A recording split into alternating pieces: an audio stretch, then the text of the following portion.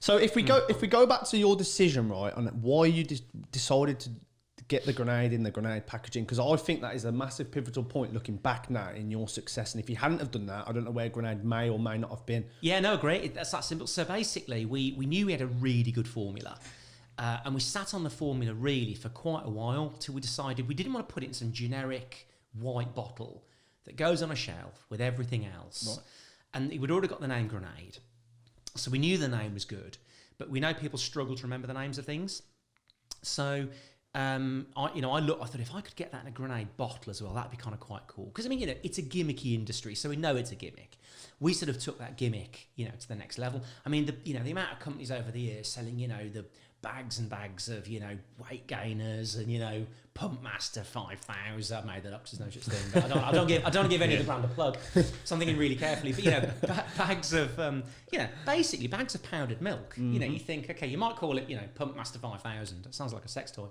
But, it's powdered milk, and there's lightning on it and, all this sort of stuff. So we sort of took it to the next stage, but I think we did it in a classier way. It's a really fine line. So having that Grenade bottle, which again was one of the hardest things we've ever done, but then all of a sudden now you put that Grenade bottle on a shelf. Was it tricky trying to get the actual, really hard. trying to get the... That's what I'm thinking. And you must have spent a lot of money developing we spent money and time. We kind of got lucky in the sense that it was a friend of my dad, actually, who is a tool maker. He was pretty much on the verge of retirement, and he kind of did it as a favour, and he let us pay him back. After we'd sort of sold some things again, we hadn't got any money. Was there any kind of test before the actual, or was the Grenade the very first product you saw, like the packaging, or was there any that you kind of went before that? No, that was the first one. Again, I'd been a sports nutrition distributor before, so I'd access to lots of products. And again, I trained myself, so I always wanted to try and make things that I'd use. Just sort of quite selfishly, really. I mean, you'll have done the same. You just think, actually, I really want that. And you kind of go and make it. It's kind of the best thing about having a brand, because you can be a bit selfish and just think, actually, I really want this, and go and do it. And I think, it's pretty simple. I would sort of, with weight loss, it's one of the things that at some point everyone in their life is going to want to do. We know we're sort of pretty good at it. We've got a great idea in terms of formula and the packaging. And actually, like I said, it's things that people struggle with. So, it helps suppress appetite. Just gives you additional energy, probably 20-30% more energy. We know you burn 30% more calories versus placebo.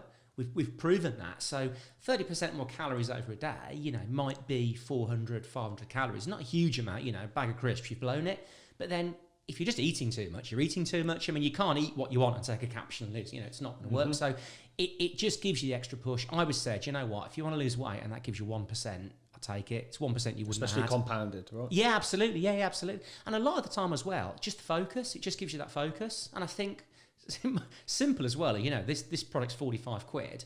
People don't want to waste their money.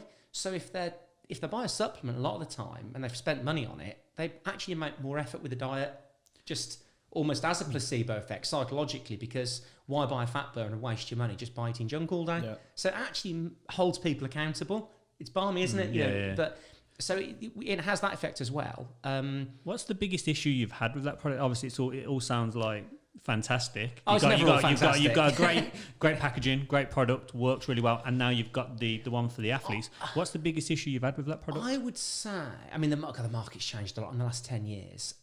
With that product specifically, where you're always on the edge of making something as strong, as effective as possible. Regulations around the world, change constantly. And again, and it's not the easiest product to ship around the world, just for sort of ingredients, the way it looks, the name. Even, we had a huge Bollywood A-lister a few years ago, actually, who loved thermodetonate. He was filming one of his films, which actually became the highest grossing film of all time, bigger than Harry Potter. You'll never have heard of it because it's in India. But obviously, the Bollywood's kind of now bigger than Hollywood. And he loved Thermodet, and he was talking about it in People magazine, and it was everywhere, and his son was wearing Grenade t-shirts, and we had this enormous demand in India. We just couldn't get the product there. Wow. So it all got stuck in customs. There's a 70% import duty. Just in this case, the Indian regulations were sort of changing daily. I think personally, again, they were sort of fairly corrupt. I think they were looking for a backhander, but they didn't get one. But I can't think, this was the same day they also banned apples. Apples couldn't go into India, and you've got like 1 billion starving people. And they're destroying apples at the port. How long ago was this? Are you going to try again? This was like 2012. So things like that kind of pop up for no reason. I mean, that are, probably specific to that product. I mean, again, shipping that product into the US, you're always up against, the Jack 3Ds and whatever, the stuff that's just, stronger because it's dodgy. All that stuff's kind of gone now. So the US, I think, is very much a merry-go-round of kind of, legal, then illegal stuff. So loads of illegal stuff kind of bubbles along, then becomes really big, then it's above the radar, so it gets banned. Then everyone goes super clean, it comes back down again. And then when it's super clean, people start making stuff stronger and stronger and stronger, and then it goes back up again. Then it all gets banned. And it's like a 5-year cycle of weight loss in the US. And I think timing's huge in business. And I think actually we never got the timing right for Thermodet in the US. Whenever we were there with that product, we were always against stuff that was just dodgy. And you can't sell against dodgy stuff with a weaker legal product, because then people do just think they're paying for the packaging. And actually the packaging is really quite inexpensive.